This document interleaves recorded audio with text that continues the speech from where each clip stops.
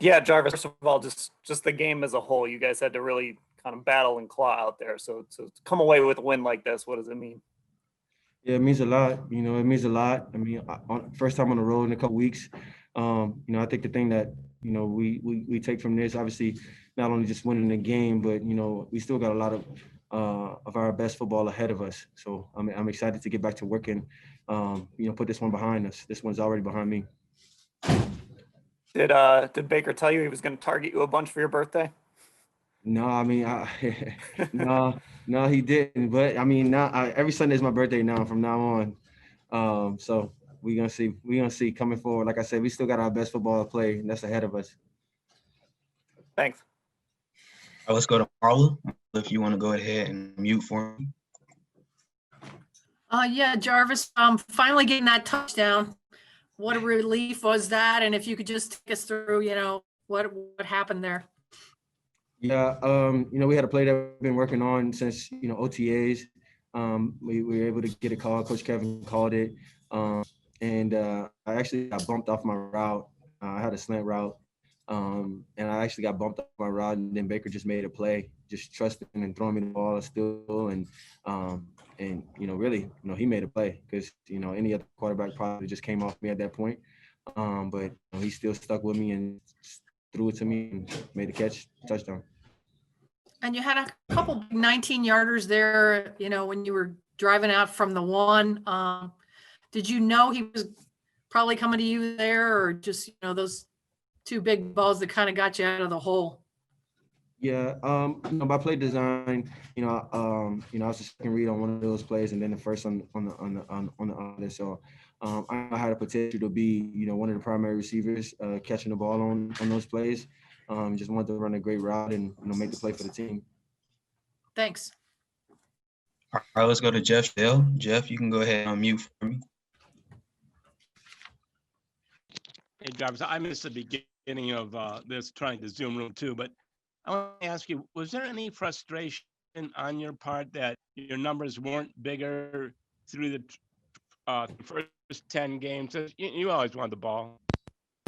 Yeah, it has definitely been a challenge for me, and that's something that, I'm frequently talking to, Coach O'Shea about and Coach Kevin about, and it's always, I guess, in a sense, to have that tough conversation when you're winning and you still feel like, you may or may not be getting the ball, but, I just trusted the team and kept my head up, man, and just kept working hard for the guys around me, knowing that it'll come, and it came today, and I just made every play that I possibly get my hands on. All right, let's go to Mary Kay. Mary Kay, you can go ahead and unmute.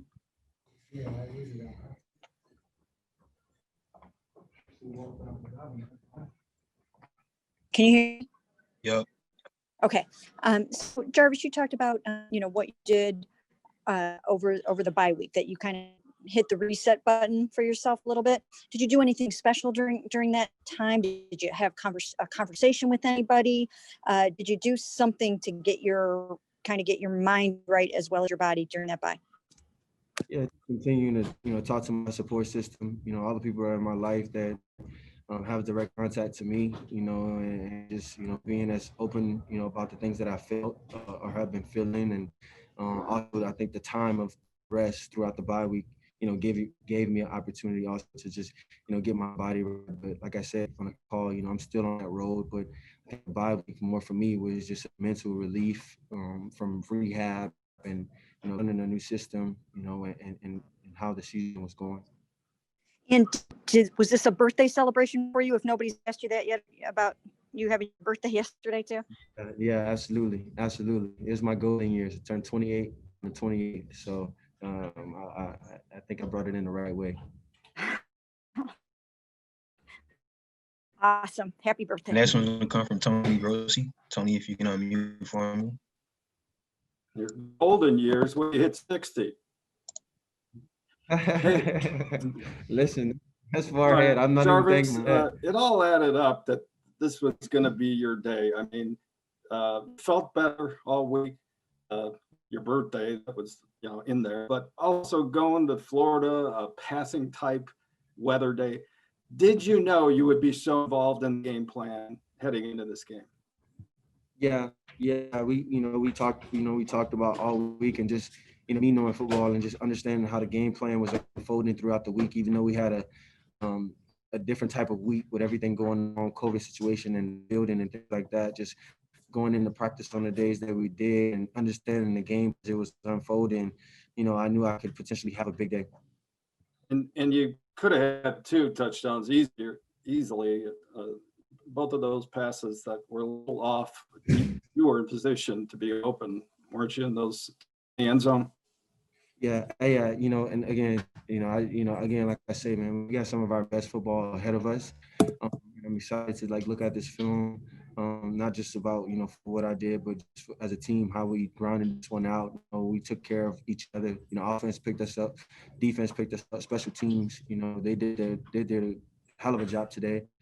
So and like I say, it's still a lot of football left to play for us, and we're just taking it one week at a time, knowing that we got still the best football ahead of us.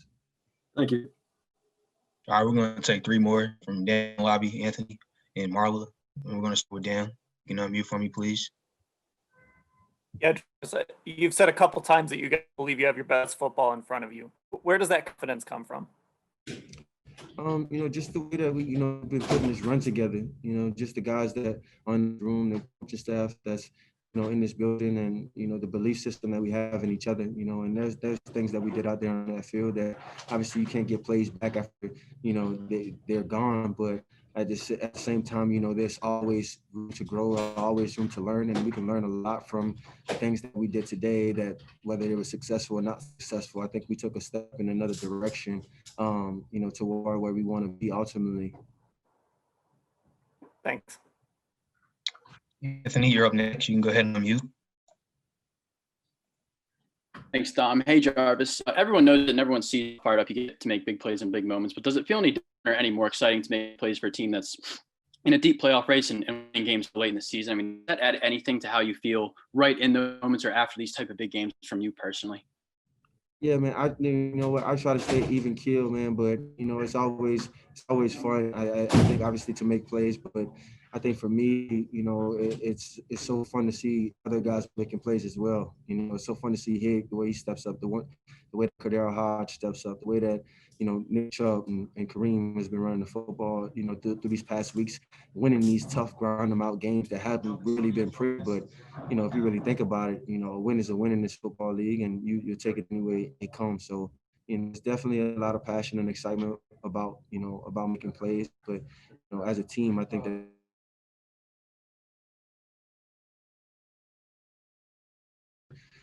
Thank you. All right, our last one, last but not least, is going to come from Marla. If you want to go ahead and unmute for me, Marla. Jarvis, I know she wasn't your position coach, but with Callie getting a chance to be the tight ends coach, was that a cool historic moment? Yeah. Listen, she was on it, and she's always been on point. The day that she's walked in this building, she's a true testament for all of the women that's making a name for themselves in this league. She stepped up to the challenge this whole entire week, coaching the tight ends, meeting with them, then being able to get the personnel together today, and she's just ahead of schedule, on point as ever. She's Callie. She's one of the people that make this building go. So, we're blessed to have her, and the more you can do, right? Right. Appreciate it. Thanks.